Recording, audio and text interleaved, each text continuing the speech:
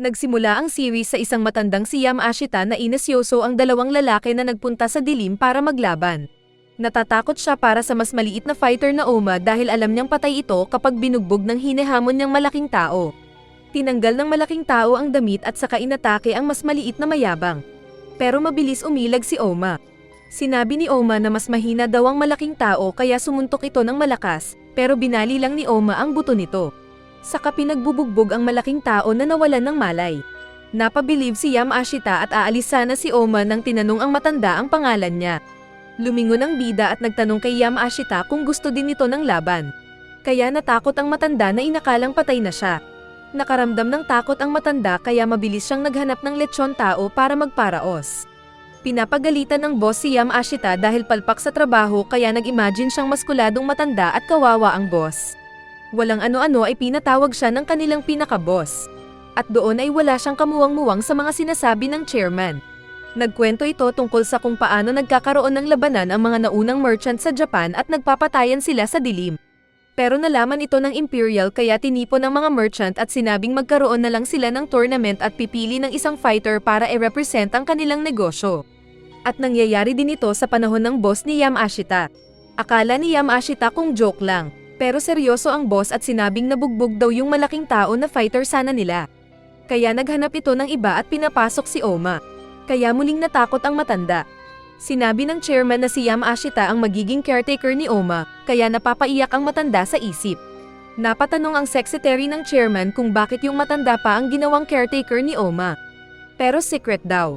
Ayaw sana ng matanda maging caretaker ni Oma pero hindi na mababago pa ang isip ng lalaki.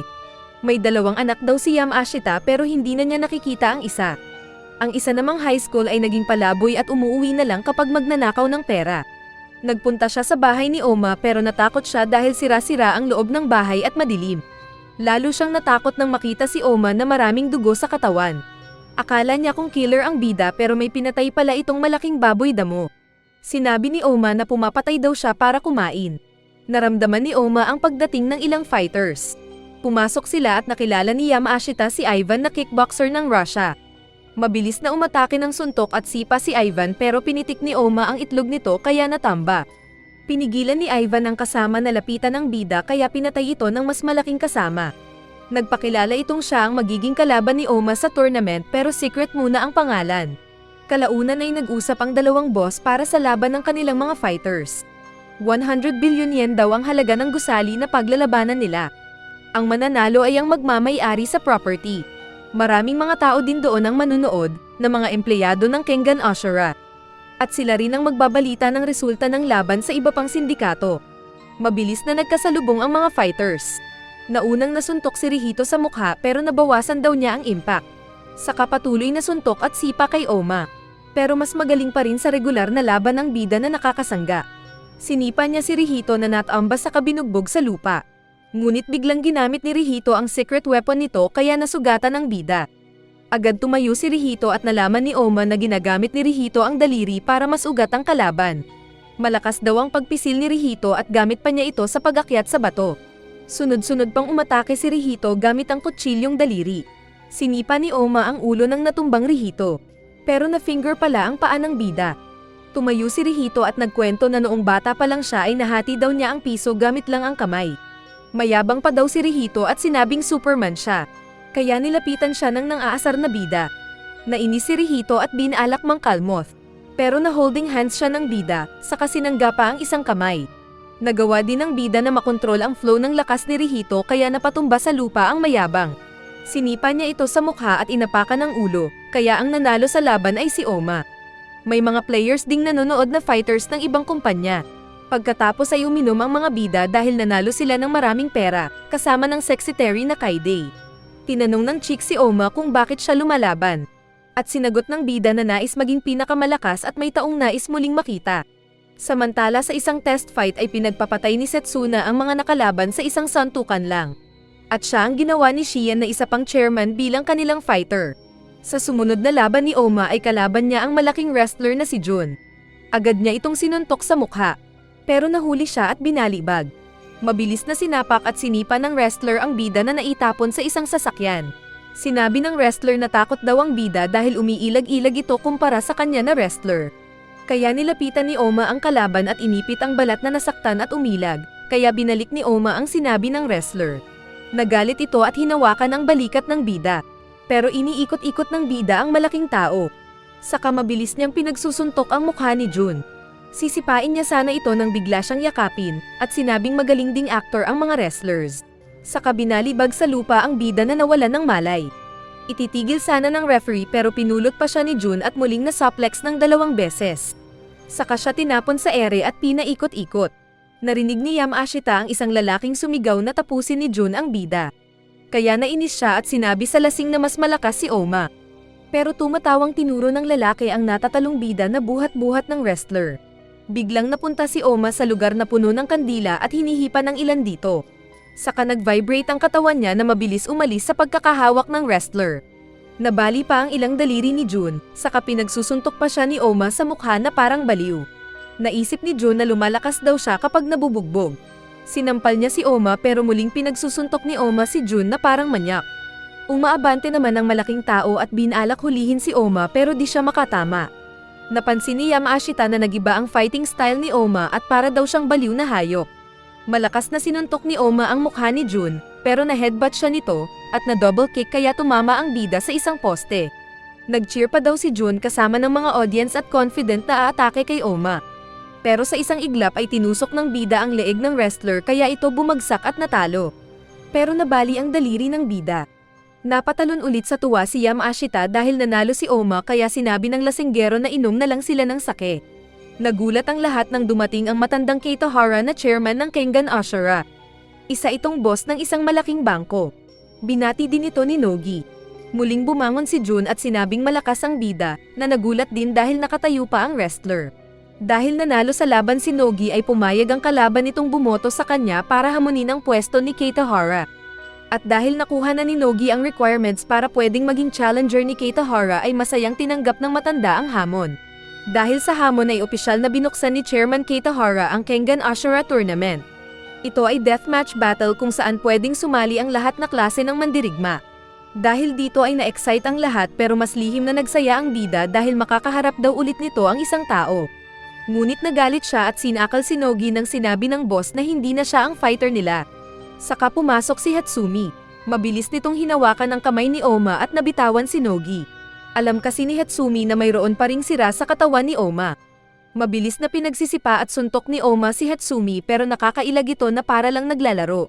Sinabi ng sexy sa matanda na 39 wins at 15 lost ang record ni Hatsumi sa Kengan Tournament. Biglang nakisabat ito na sinabing ang talo niya lahat ay hindi samipot sa laban dahil tamad. Sa kanito niyakap-yakap ang malambot na sexy Terry. Biglang nag-activate ang kakaibang Oma at inatake si Hatsumi at sinangga ang suntok ni Hatsumi. Nagsuntukan pa sila at nakita ni Hatsumi ang bilis ni Oma. Nalaman nito ang Nico style ng bida. Bago pa sila maglaban ng seryoso ay inawat sila ng boss. At pinaliwanag na may ibang paraan para makapasok si Oma sa tournament. Tinawag nito si Yamashita at sinabing sumali siya sa Kengan bilang employee para maipasok niya si Oma sa tournament. Kailangan daw ng 100 million yen pero maging ito ay naihanda na rin ni Nogi. Kaya pinagpawisan si Yamashita dahil na-set up na naman siya. Tatanggi sana siya pero biglang tinanggap ni Oma ang kondisyon. Saka nakita pa nito ang nakakatakot na mukha ni Oma. Kawawang matanda. Tinuruan sila ni Nogi na kailangan nilang magpa-register ng financial company na pinangalan nilang Yamashita Corporation. Kaya nagkautang agad ang matanda. Bago umalis ay sinabi ni Oma na maging ang Nogi ay magsisisi. Nagpunta muna sila sa maliliit na laban at doon ay nakaharap ni Oma ang ordinaryong karatista. At sa isang suntok ay nanalo agad sila. Kaya nagkaroon na sila ng legit na membership certificate. Pero hindi nila alam na may lihim na kumukuha ng kanilang video. Nakita ni Kenzo na anak ni Yamashita ang footage ng mga bida, at siya pala ang boss ng Undermount Incorporation. Tinawagan ni Kenzo ang front nitong si Ota at sinabing sasali sila sa Kengan Tournament at magha-hire sila ng fighter mula sa isang mercenary group. Tinawag ng lasenggo si Yamashita para mag-shot sila at napahanga siya dahil ang tambayan nito ay sa isang 5-star hotel. Naidura niya ang alak nang sabihin ng kausap na binayaran ni Nogi ang 5 bilyon yen na entrance fee nila para sa tournament ni Oma. Kaya nautangan ulit siya. Napatongga siya dahil dito at kalaunan ay nakilala niyang isa ding mayaman na tao ang kaharap. Ito si Ken Oya at pinakilala rin ang bartender nitong fighter na si Himuro.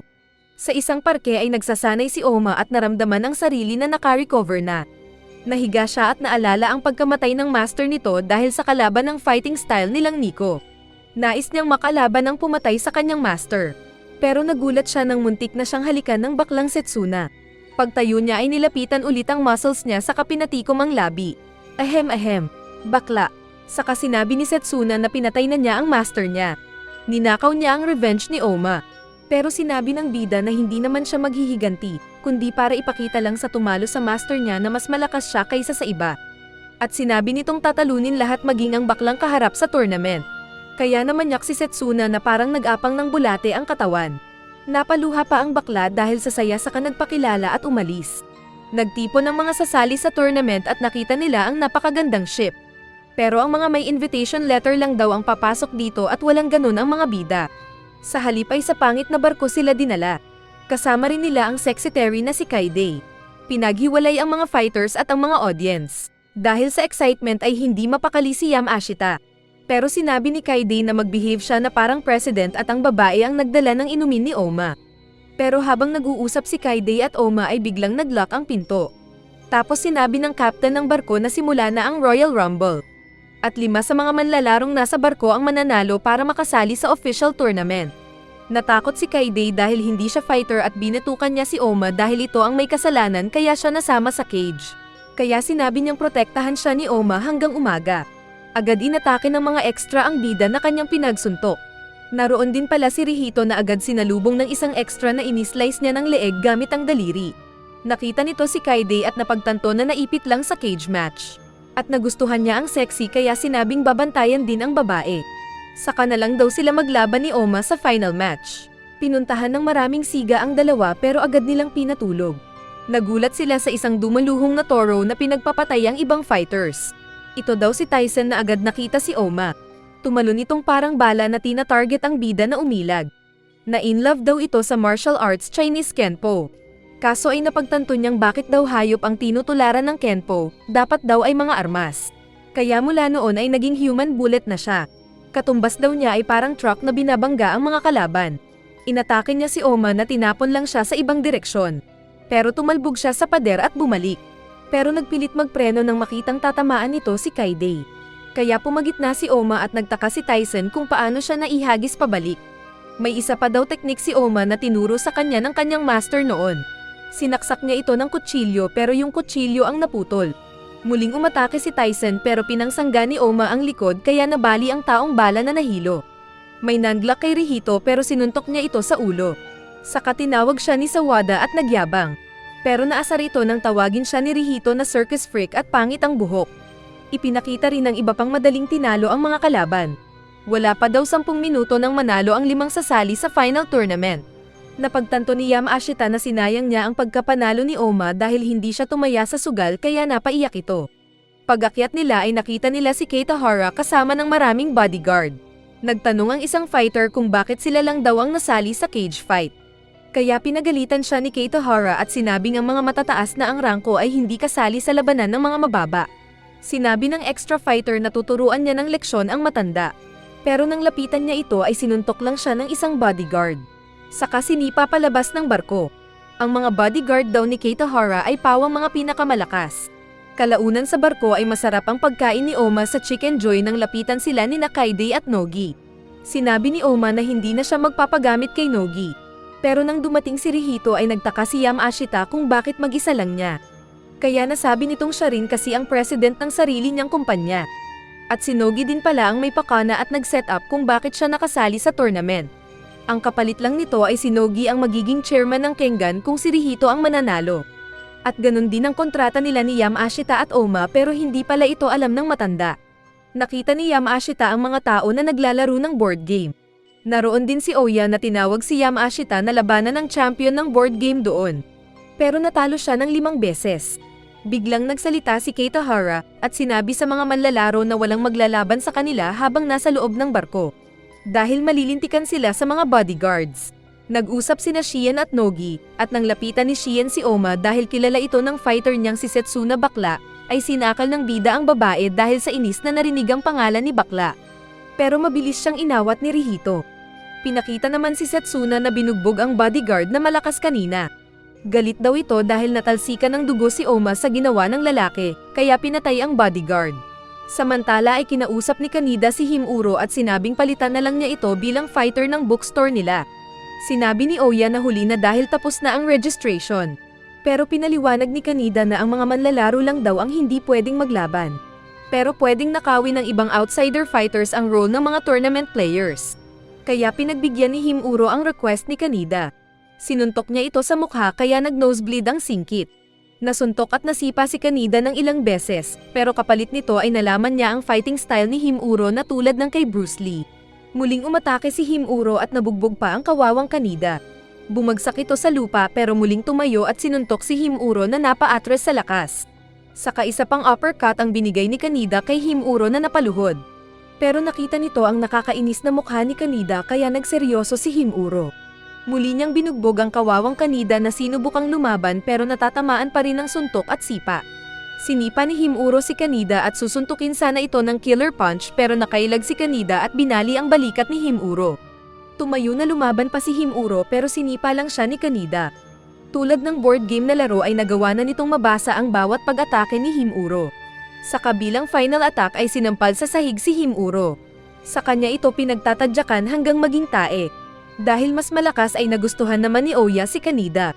Nag-uusap sina Takeshi at Cosmo na napapaisip kung ano ang plano ni Keitahara sa mga rules nito, nang biglang dumating ang dalawang lalaki na nais kunin ang kanilang spot. Kaya naghanda sila para labanan ang mga ito. Inatake ng isa si Cosmo pero isa daw itong genius at walang hirap na na-choke ang kalaban na nakatulog. Naihagis naman ang isang naging dinuguan dahil sa isang suntok lang ni Takeshi. Pinakita ang isang matandang champion na tinawag pang God of War. Pero pinatay lang ito ng isang mang-aagaw. Sinabi nitong siya ang gawing fighter kapalit na kapag nanalo siya ay ibang tao ang gagawin nilang Kengan President. May isa pang manyak na pinatay din ng isa pang extra. Nadepensahan naman ni Ray ang kanyang title bilang fighter ng kanilang Bat-Ika Company. Kumaway pa ang boss niyang si Rhino sa camera sa damit ng nabugbog na kalaban. Ang utak pala ng mga pag-atake na ito ay si Katsumasa na nais agawin ang trono ni Keitahara. Pinapagalitan ni Kaide sina Oma at Rihito dahil sa pagsusugal at pambababae nila. Pero hindi daw kasalanan ni Oma dahil ang mga babae ang lumalapit.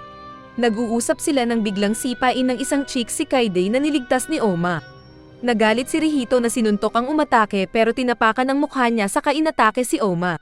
Padila-dila pa ang kalaban na sinubukang may judo ang bida. Pero magaan daw siya at sa lakas ng suntok ni Oma ay natanggal ang hood nito. Ito si Carla na mas lalong niyakap ang bida at sinabing mag-asawa sila at gumawa sila ng maraming bata. Dahil nais ng pamilya nila ang malakas na lahi. Pasimpleng pinatayo ni Oma ang babae, saka mabilis siyang tumakbo palayo. Dumating ang mga kasama ni Carla at tinawag ang babae. Pero hindi daw gusto ni Rihito ang mga ito dahil parang minamaliit sila.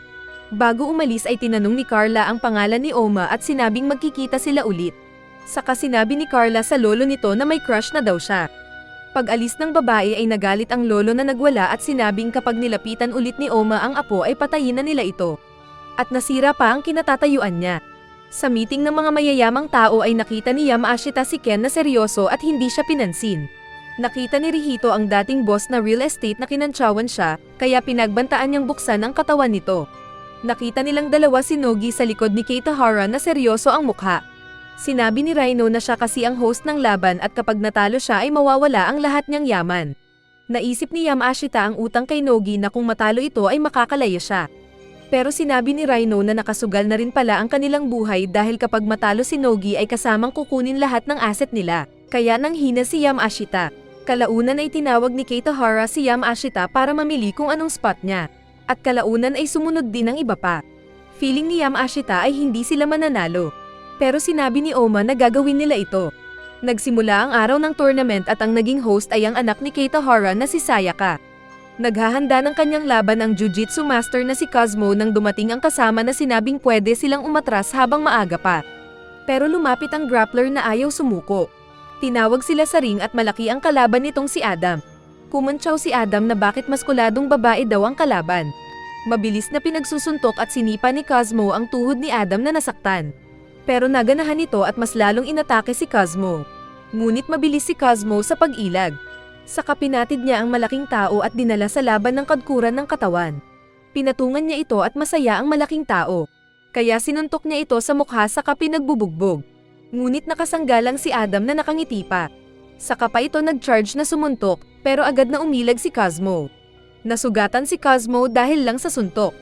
Tapos muli siyang sinuntok ni Adam ng malakas kaya siya naitapon. Pinulot siya ng manyak at muling sinuntok pero tumalon si Cosmo para mabawasan ang impact. Muling umatake ng combo si Blondie pero sinuntok ulit ito sa tiyan. Itong si Adam daw ay mahilig sa boxing kalye. At pati si Zangief ay binugbog nito, kaya siya ang kinuha ng boss niyang si It na clown na nanonood sa tabi. Dahil napagod na sa laban ay pumosisyon si Cosmo ng final baklaan. Saka mabilis na tinaakbo ang malaking tao para yakapin. Ngunit sinuntok siya nito kaya napitpit sa lupa. Binuhat at muling sinuntok kaya natalo si Cosmo. Ngunit panaginip lang pala ito ni Adam, dahil ang totoo ay nabakla na siya ng pretty face. Na triangle choke pala si Adam nang suntukin sana nito si Cosmo. Kaya naiyak si It dahil natalo siya ng malaki. Pinakilala ang isang best warrior sa Himalayas. Nanghuhuli siya ng mga hayop gamit ang lakas. Dumating ang isang kalbo na kamukha ni Tokugawa. Tinawag niya si Haru sa Japan para sumali sa Kengan Ashura. Pagdating nito ng Japan ay nagulat siya sa dami ng tao. Saka hindi niya kailangang maghunting para kumain. Ngunit pagtagal niya sa Japan ay na-addict siya sa laro at naging matabang baboy. Tinawag siya sa laban at ang kalaban niya ay isang pulis na nagbabantay sa rally. Ito si Saisho Akoya. Kahit malaking baboy si Haru ay mabilis itong gumalaw at malakas at nakakaya pang mag-backspin. Binunggo nito si Saisho kaya naitapon ito sa pader. May kasamang babae si Saishi na nag-a-analyze ng mga galaw ni Haru. Muling umatake si Haru pero madali lang itong nade-deflect ni Saisho. At dahil dito ay naiinis lang ang Taba. Ngunit nasugatan ang mga muscles ni Taba nang suntukin siya ni Saisho. Samantala ay umalis si Oma para daw matulog dahil boring ang mga naglalaban. Nagawa ng ma-analyze ng babaeng kasama ni Saisho ang mga pag-atake ni Haru. Kaya madali na lang itong pinagbubugbog ni Saisho. Sinipa nito ang tuhod ng Taba na naiiyak. Ipinakita ang buhay ni Saisho na pumapatay ng mga kriminal. Para siyang si Batman. Sine-set up niya ang mga pangyayari at ang pangalan ng chicks niya ay Hiyama. Nanonood din ang naging mag-best friend na Kanida at Himuro at kakaiba daw ang pag-analyze ni Saisho sa kalaban nitong Taba. Sinigawan ng boss si Haru na kung matatalo siya ay balik siya sa Himalayas kung saan walang computer game. Kaya nagwala ang Mataba na umatake sa pulis. Pero tinutusok ng pulis ang mga sugat ng Taba gamit ang matulis na kamay. Pinilit pa ni Haru na umatake pero siya lang ang nabugbog dahil sa tulong ni Hiyama kay Saisho. At hindi nagtagal ay bagsak ang adik sa ML na Taba. Sasabihin sana ng referee na talo na siya pero hinawakan ni Haru ang ref. Saka muling tumayo na iba ang aura. Agad niyang sinuntok si Saisho na nagsabing mas malakas na ang suntok nito. Naroon din pala ang mga kababayan ni Haru at naramdaman nilang bumalik ang dating Haru na kilala nila na hindi addict sa computer game. Alam nilang na-corrupt ito dahil sa pagka-addict sa masama. Dahil sa nagibang aura ni Haru ay hindi na siya masabayan ng pag-analyze ni Hiyama. At dahil dito ay nagagawa ni Haru na masaktan si Saisho na nasusuntok sa lupa. Pero sinabi ni Saisho na siya na ang bahala at mamamatay ang kalaban dahil sa pagkakamali ni Hiyama. Papatayin na sana ni Saisho ang kalaban pero biglang nabali ang tuhod ni Taba dahil sa bigat ng kanyang katawan. Kaya nagawang masipa ni Saisho ang Taba na nawalan ng malay. Sa likod ng ring ay sinampal ni Saisho ang babae dahil sa pagkakamali nito. Pero sinabi ng babae na gagawin daw niya lahat at masaya ang ibon sa basang pusa kaya binigyan pa niya ng pagkakataon ang babae. Samantala ay binabantayan ni Fuso ang client nila na nagpadala sa kanila sa tournament. 4 na araw na daw nawala silang nalaman tungkol kay Kenzo na nasa loob lang na nanonood. Umiihi naman si Rihito nang yakapin siya ni Ryan. Sinabi nitong hindi nararapat doon si Rihito. Kaya nagalit si Rihito na inilabas ang matalim na kuko. Ngunit hindi nagtagal ay lumabas si Ryan sa stage na duguan ang katawan. Samantalang nagagalit si Rihito na inaawat ng iba. Ipinakilala ang kalaban ni Ryan na si Makichi. Englishman ito na 48-0 ang Kengan record. May kapatid itong babae na naghihintay sa kanya. Mabilis na nagpalitan ng suntok ang dalawa at masaya ang manyak dahil malakas daw ang Blondie nitong kalaban. Kinagat ni Ryan ang kamay at binulag si Makichi gamit ang dugo at susuntukin sana pero na holding hands siya ni Makichi. Saka pinisilang kamay ng killer na nasaktan. Ngunit kunwari lang pala ito na bumawi sa pag-grip ng kamay. Patawa-tawa pang he-headbutt insana ni Ryan ang Blondie, pero sinagot siya ng short uppercut. Saka mabilis na sinipa ang manyak na nagulat. Pinakitang bar itso daw ang fighting style ni Ryan. Pinaglaruan pa ni Makichi ang kalaban at saka binalibag ito ng buong lakas kaya naitanim sa lupa ang manyak. Nagalit ang matanda dahil natalo ang student nito. Biglang tumayo si Ryan at pinakita ang isang form nito na nang talo kay Rihito. Ito daw ang secret killing style nilang mga Kerr. Mabilis na pinalipad ni Ryan ang Englishman. Saka pinagbubugbog ang Blondie ng suntok at lakas. Napansin ni Yamashita na halos pareha sila ni Oma noon nang magwala ang bida. Pero magkaiba lang ng pag-atake. Binuhat ni Ryan ang kalaban at tinapon na parang tae, saka mabilis ding sinundan para manyakan. Sinakal niya ito ng buong lakas kaya natakot ang mga manunood. Habang natatalo ay naalala pa daw ni Makichi ang nakaraan niya. Dati siyang mamamatay tao ngunit dahil sa kapatid nitong babae ay nagbago siya at naging mabait. Nabali ni Makichi ang daliri ni Ryan at nagawa pang makalaban kaunti. Pero muli siyang tinuhad ni Ryan na napadura ng dugo. Gagamitin sana ni Makichi ang two fingers technique nito, pero nasuntok siya ni Ryan. At sinabing naroon lang daw siya para pumatay. Lalaban pa sana si Makichi pero binali na ni Ryan ang leeg nito. Kaya napaiyak ang kanyang nakababatang kapatid. At sinabi ni Eryo kay Keitahara na black sheep ito ng pamilya nila kaya hindi nila makontrol. Sa paghahanda ni Oma sa laban nila ay sinabihan siya ni Yamashita na kung delikado ay mag-withdraw na siya dahil mas mahalaga ang buhay niya kaysa sa pera. Pero sinabi ng bida na mananalo sila. Dumating ang boss ng makakalaban ni Oma at hinamon si Yamashita ng sugal. Sinabi nitong itataya niya ang kanyang 10 TV na agad nagustuhan ni Yamashita at tinanggap ito. Saka sila nag-shake hands sa deal. Pero pinaliwanag ni Kaide na hindi literal na 10 TV ang pusta, kundi ay 10% ng share stocks na hawak ng katunggaling chairman. At ang halaga nito ay mahigit 280 billion. Kaya naging tela sa lambot ang matanda. Nang ipakilala ulit si Oma ay parang nilabasan ang baklang Setsuna nang makita ang bida. Pinakilala naman ang kalaban ni Oma na tinawag nilang Black Phantom. Ito si Anaba na hindi yata naliligo. Naramdaman agad ni Oma na malakas ang kalaban. Sinuntok at sipa ni Oma ang long hair. Nasaktan pa nito si Anaba na naitapon. Pero nang atakehin ng bida ay nagiba ito ng fighting style. Hindi na ito matamaan ni Oma dahil mabilis umilag. Saka nasaktan pa ang mukha ni Oma. Nagpaikot-ikot pa ang hindi naliligong long hair dahil mahalang shampoo, pero nasuntok pa rin ito ng bida sa mukha. Hindi daw effective ang pagtakbo style sa Nico fighting ni Oma. Binugbog ni Oma ang long hair kaya masaya si Yamashita. Sinuntok ni Oma ang tiyan ni Anaba na naihagis at sisipain sana ng bida, pero natalian ng buhok ang paa ni Oma. Ito daw ang isang style ni Anaba. Saka pinakita ang pangit na mukha. Gamit ang buhok ay hinaampas ni Anaba ang bida sa lupa. Saka din ito pinalo ng buhok. Feeling ni Oma ay kadena daw ang buhok ni Anaba. Parang bakal daw ito sa tigas dahil sa epekto ng kemikal na ginagamit niya sa buhok. Tumayo ulit ang bida pero dahil sa tali sa paa niya ay muli siyang binalibag sa lupa. Saka ginawa pa siyang pangpunas sa lupa para makagawa ng bilog. Nagsasaya ang kalabang chairman dahil mananalo siya sa sugal nila pero nagtaka siya nang makita ang nakangiting Yamashita. Pero sa utak ni Yamashita ay tigok na siya dahil natatalo ang fighter niya. Nahuli pa ng buhok ni Anaba ang leeg at ulo ni Oma, kaya napatawa ang bida at naalala ang turo ng master na si Nico. Nag-enjoy daw si Oma sa pakikipaglaban at nakalimutan lang kasi niyang naka-relax mode siya. Saka pinutol ang buhok ng kalaban. Mabilis niyang pinagsusuntok ang mukha ni Anaba na kahit mabilis din ay walang laban. Naisip ni Anaba na mas baliw daw si Oma kaysa kanya at sa loob lang ng maikling sandali ay knockout si Anaba na nakangiti. Sa likod ng ring ay kinausap ng kalabang chairman ang mga bida. Ibibigay na sana nito kay Yamashita ang stock share nitong bilyon. Pero sinabi ni Oma na hindi nila ito kailangan at naglaban lang daw sila ni Anaba para malaman kung sino ang mas malakas. Kaya napapaiyak si Yamashita sa utak dahil malaking halaga ito. Pinilit pa ng kalabang chairman ang pagbibigay sa bayad pero tumanggi na rin si Yamashita at tumalikod sila ni Oma. Pero naiiyak pa rin sa loob ang matanda dahil nasasayangan siya sa bilyon. Kawawang matanda. Sa isang operating room ay nagawang mailigtas ni Hajime na isang doktor ang muntik ma-deadball na Makichi. Ang kasunod na laban ay sa pagitan ni Gojo at Takeshi. Si Gojo daw ang dating nang talo kay Takeshi noon. Pero nang umatake ito ay isang suntok lang ni Takeshi at lumipad ito sa pader at panalo na si Takeshi. Ang sumunod na lalaban sana ay ang baklang si Sawada at kalaban nito ang isang maskuladong German.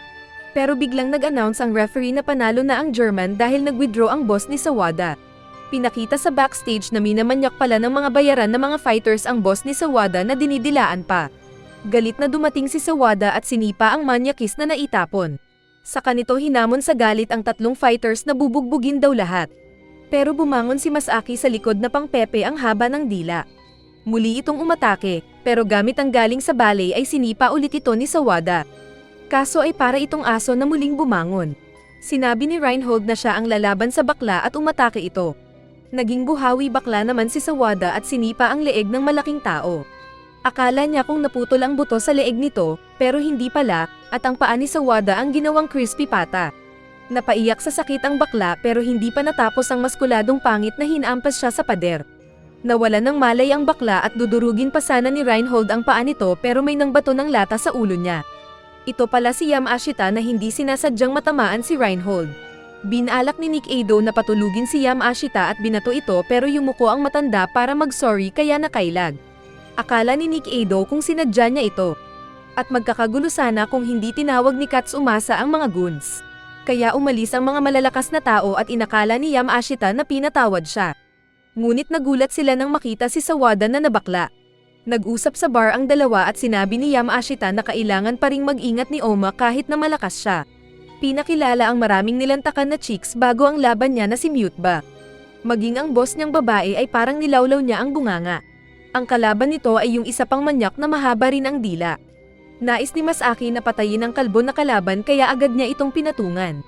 Lumaban naman ang kalbo na pinagsusuntok si Masaki ngunit parang walang epekto. Saka sinakal pa ni Masaki ang kalbo na nagbubbles ang bunganga. Pero ngumiti si Muteba at tinusok ang isang mata ni Masaki. Pero hindi pa rin ito tumitigil sa pagsakal kaya na-finger niya ito sa tenga. Kaya pala pakboy. Ngunit kahit natusok ang mata at tenga ay patuloy pa rin sa pagsakal si Masaki. Saka gumamit din ito ng finger attack sa mata ng fuckboy. Pero gumanti ang kalbo at pinisak ang itlog ni Masaki na napa-atres. May kakayahan daw si Masaki na magawang sarap ang imbes na sakit sa katawan nito. At muli itong tumayo na nilapitan ng kalbo. Pero mabilis na pinatid siya ni Muteba at binali ang buto ng braso ni Masaki na bumagsak. Pinakitang dati daw bulag si Muteba at kapag nanunood siya ng laban ay ginagamit nito ang kanyang pandinig. Mayroon siyang echolocation na kapangyarihan at ito ang ginagamit niya sa pakikipaglaban.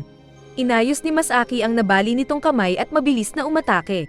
Nasipa siya sa mukha ngunit nagawa pa niyang buhati ng kalbo. Pero na-axe kick ang kanyang ulo. Saka mabilis na na-finger ulit ni Muteba ang leeg ni Masaki. Hinawakan niya ang ulo at binali ang leeg, saka muling tinusok ang mata ni Masaki.